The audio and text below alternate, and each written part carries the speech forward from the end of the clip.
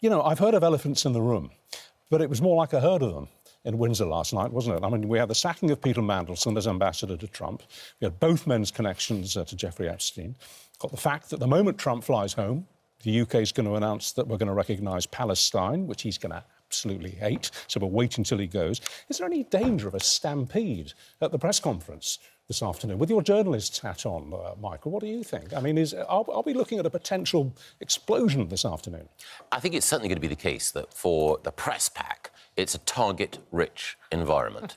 So all of the areas that you identify are areas where they can fire questions. But President Trump is used to the sort of 60-minute press conference, which he's made his own, and he treats it as a sort of freestyle exercise in almost not quite ignoring the questions, but just using them as an opportunity for him to give a running commentary on whatever is in his mind.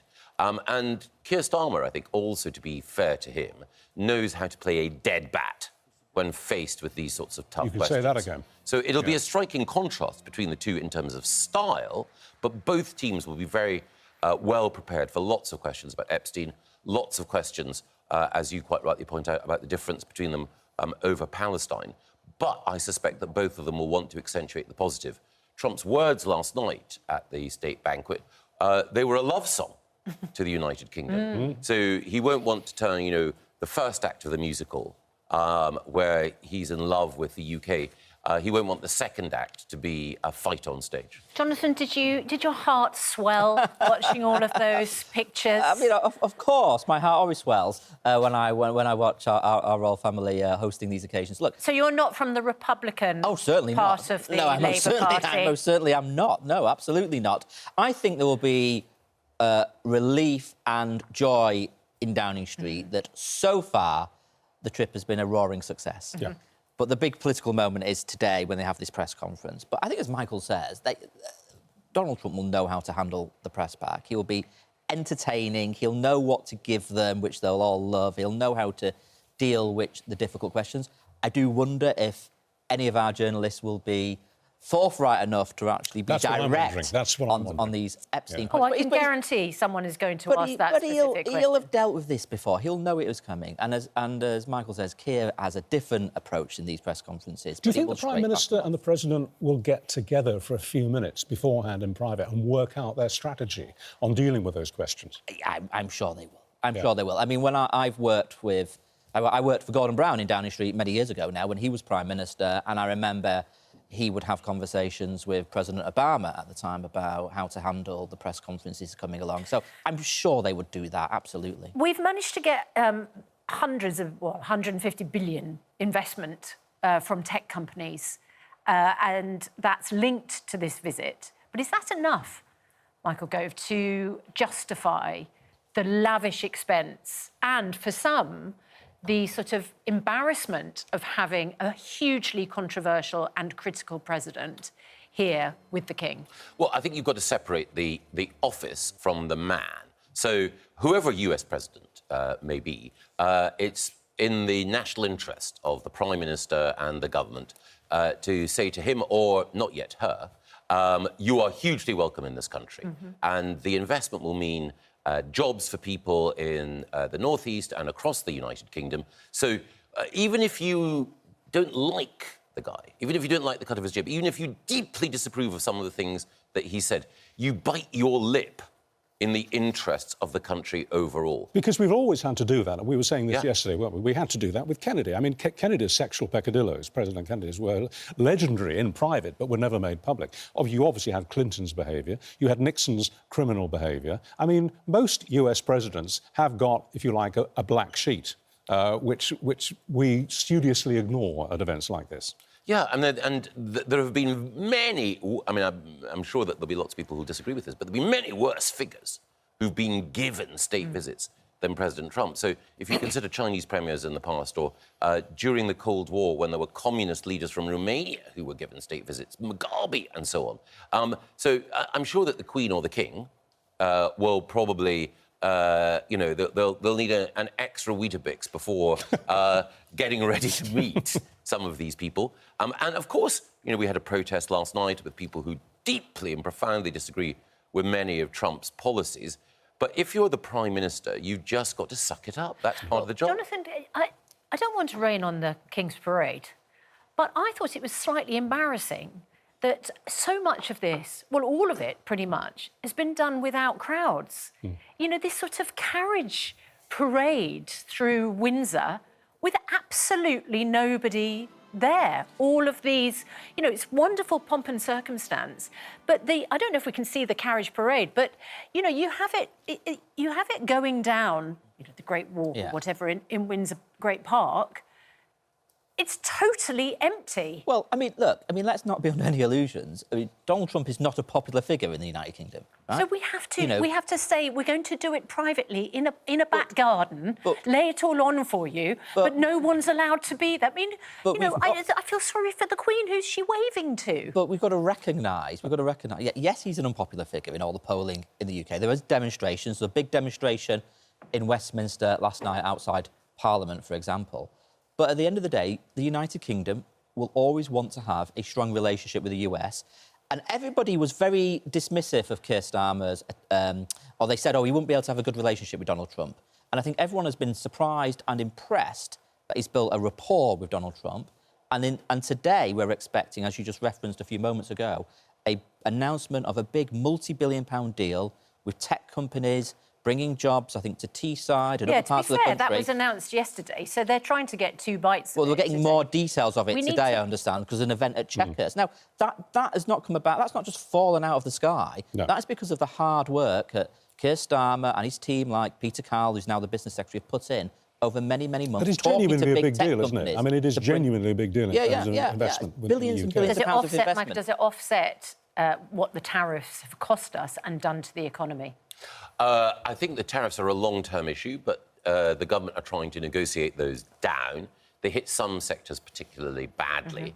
And again, the steel industry, which has been having a hell of a time, will obviously is being hit by these tariffs. 25%. The other countries, though, are facing 50% tariffs. I think a bigger problem for the steel industry is actually energy prices, but that is a separate issue. So ultimately, it's swings and roundabouts. And so if you've got a situation where you have an American president who's putting America first as aggressively as Trump is, then you've got to box smart. And I think that you acknowledge that these tariffs have a cost, but you try and work out where you can get investment elsewhere. You, of course, we were saying earlier, you interviewed Trump. You met him, you spent quite a lot of time with him. What, about 2017? Exactly. 7, 8 years ago. What was your takeaway from that meeting? Donald Trump is unlike any other human being I've ever met. Indeed, I wondered if he was part of the same species. Because his skin glows with an orange that I think isn't in the normal palette of human skin colour. His hair is golden in a way that makes you think that it's constructed from an element that doesn't occur naturally on Earth. And the other thing is, I mentioned this before, he also sets out to charm. So I came in with another journalist, and he looked at an aide and then turned back to me, and he said, "Who are these two handsome guys?" No one has ever said that when I've entered a room before or since. And OK, the fundamental question, when you left the room, did you like him? I found parts of him, parts of his personality, magnetic and compelling, but he's a difficult person to like because you never really feel that you're getting to know him as an individual because you feel that you're in the presence of a performance. And in that sense, I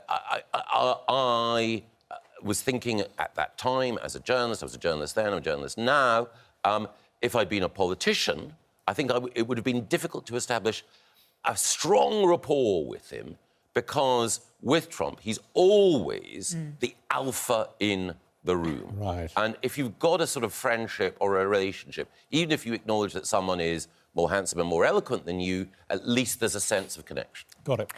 Should we just have a look at the pictures of President Trump inspecting the guard? Now, you'll remember the last time he was here, he was criticised for walking ahead of the Queen. Well, he did it again. He walked ahead of the King.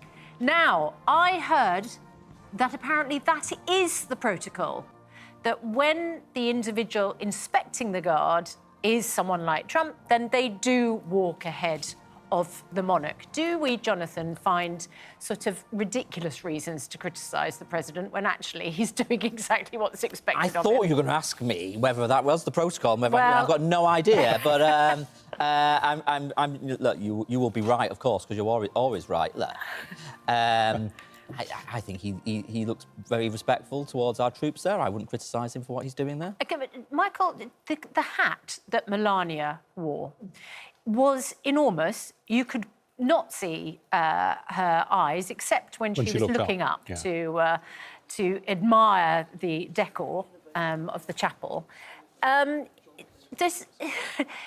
What do we make of her fashion choice? Because it's very similar to the wide-brimmed hat she wore at the inauguration, which prevented her husband from giving her a kiss after the event.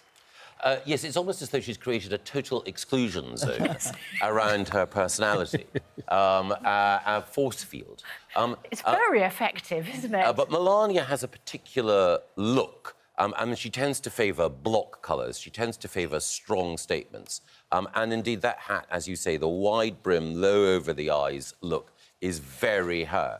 And I think she may be thinking about a post-White House life, and she will want to have one of those instantly recognisable silhouettes. So a bit like Jackie Kennedy, you know, with the box hat and the sort of the particular sort of Chanel-type dress. There was a Jackie Kennedy look, and Melania wants to have the same branding so that when you see that silhouette, you'll know it's her. I liked this comment by Marion Quay, a celebrity stylist and contributor to Vogue.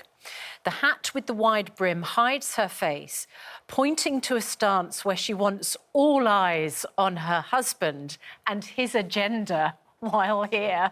The idea that no one's going to be looking at Melania because she's got a hat covering her face. I mean, she is an absolute style icon, I think. But I also thought, often you can see in Donald Trump, he often looks quite crumpled in his suits, and his suits always look a bit too big and baggy for him. I actually thought he looked very smart I agree. yesterday. I thought that the suit he wore before the dinner yesterday was a much darker blue than he normally wears. Absolutely. And he was wearing a burgundy tie rather than a red tie. Exactly. A very garish red he smarter. often wears. But come on, the image of sartorial elegance at the dinner last night was our own Ed.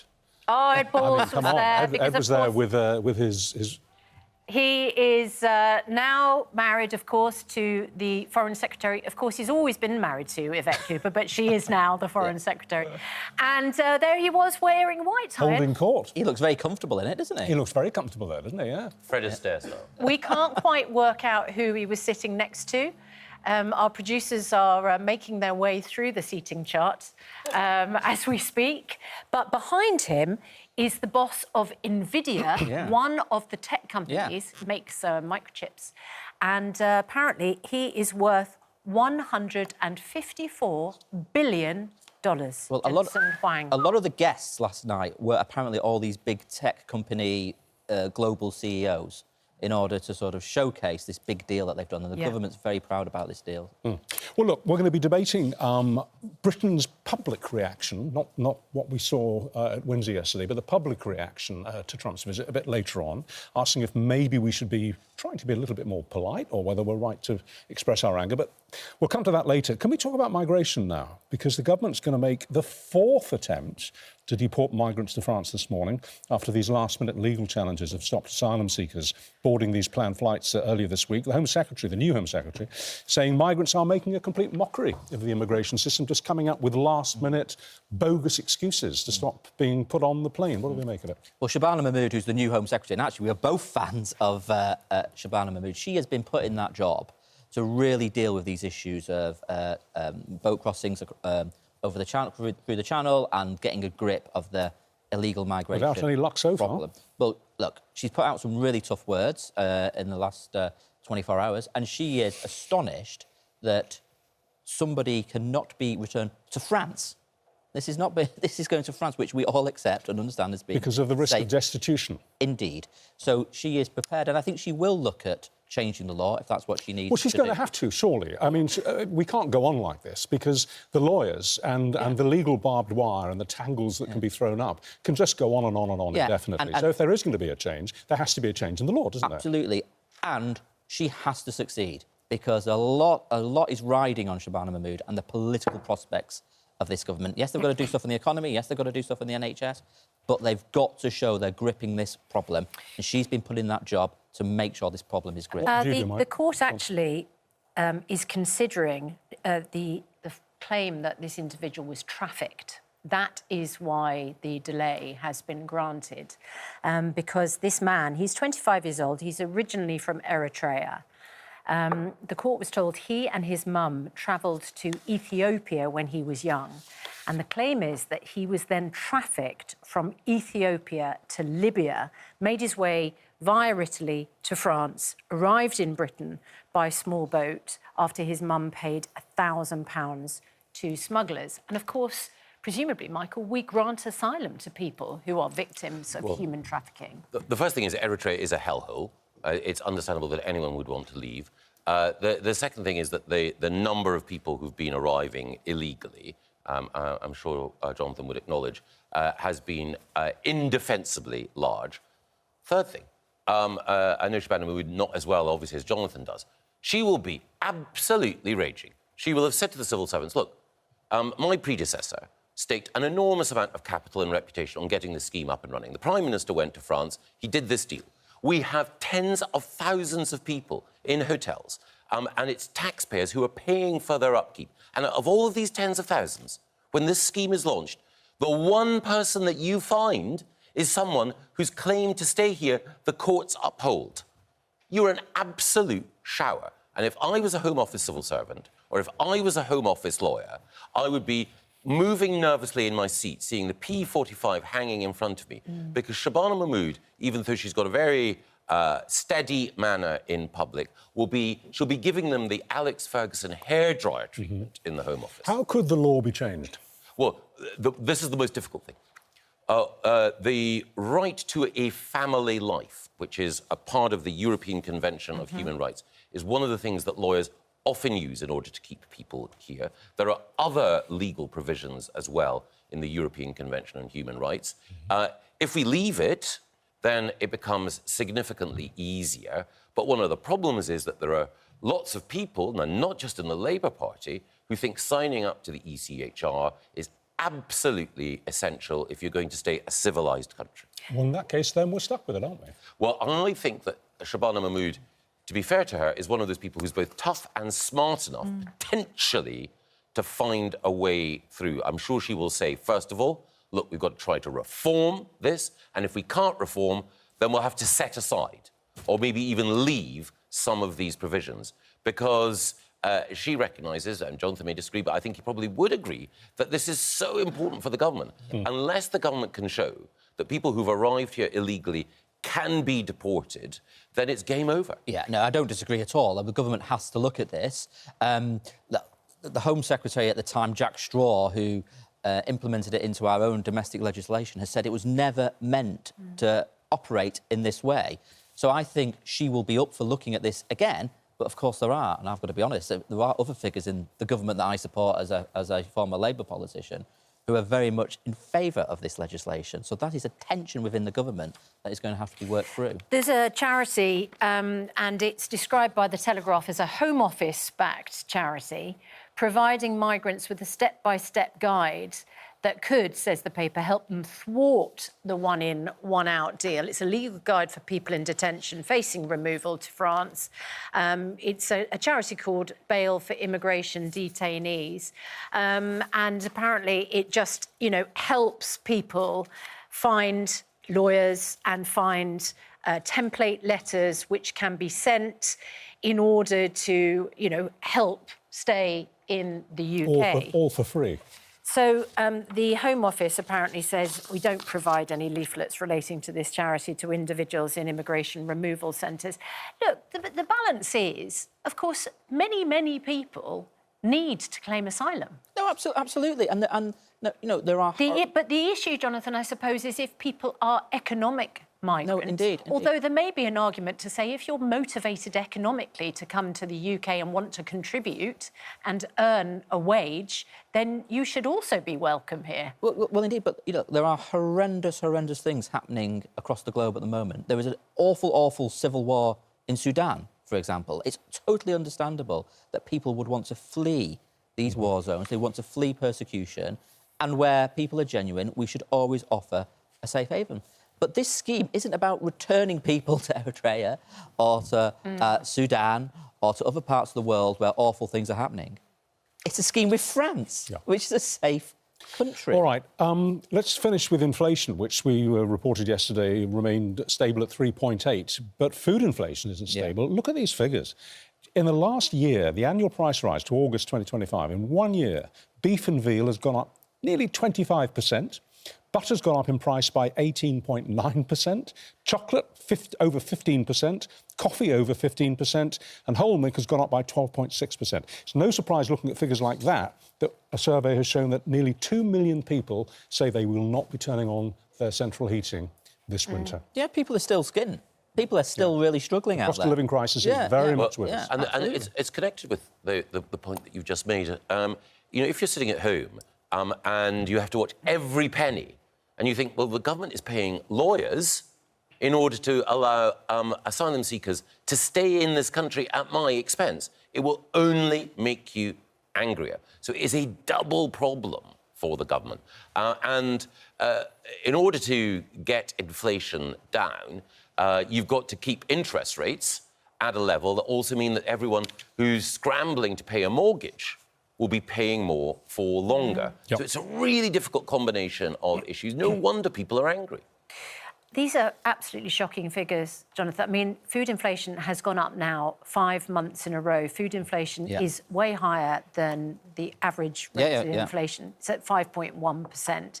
And the government says it's going to put more money back into people's pockets. And yet there is enormous speculation about the budget, which the Chancellor has, for some reason, set at the latest date possible to allow even more fear and speculation to circle, that she's going to put up taxes. What do you think is going to happen come November the 26th?